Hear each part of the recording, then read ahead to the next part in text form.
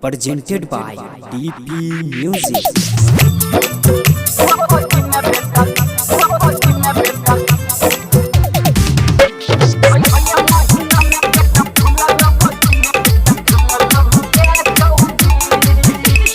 DJ Bittu Arya. DJ Bittu Arya.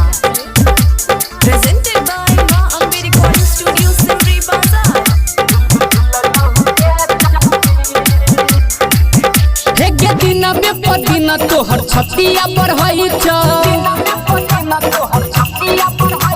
आ लागै छौ कि गड़बड़ी भीतरी में होई छ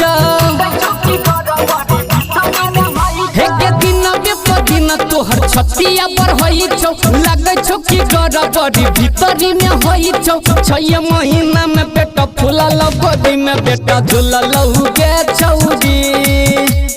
6 महीना में पेट फूलल गोदी में बेटा झूलल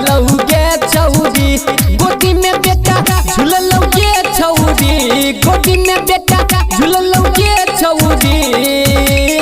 6 महीना में पेट फूलल गोदी में बेटा झूलल गे छौरी 6 महीना में पेट फूलल गोदी में बेटा झूलल गे छौरी DJ Bittu Arya. DJ Bittu Arya.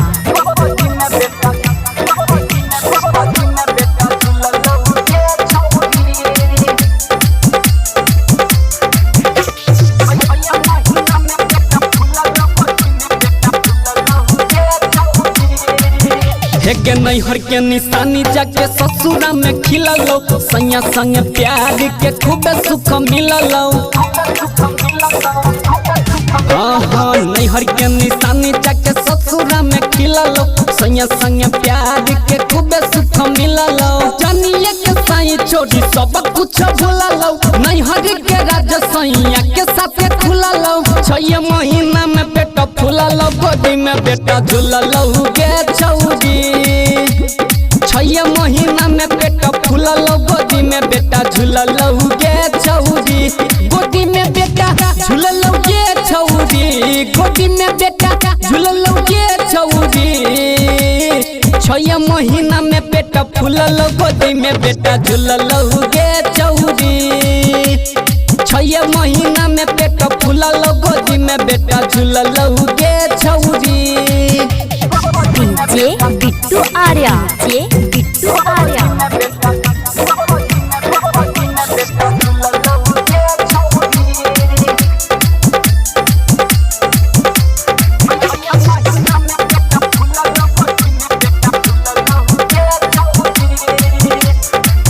हेगे नैहर के राज में कक्का छोड़ी रखी है राइटर देबो गौतम से लरौने छला अखिया हाँ नैहर के राज में कक्का छोड़ी रखी है राइटर देबो गौतम से लरौने छला अखिया अखिलेश के बात किया केलाई गुनर गे चाची चाची छोड़ के कइनेरी हो भोर गे 6 महीना में पेट फूलल गोदी में बेटा झूलल गे छौरी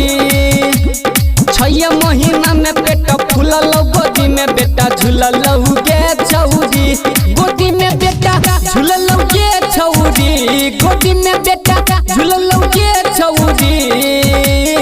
6 महीना में पेट फूलल गोदी में बेटा झूलल गे छौरी 6 महीना में पेट फूलल गोदी में बेटा झूलल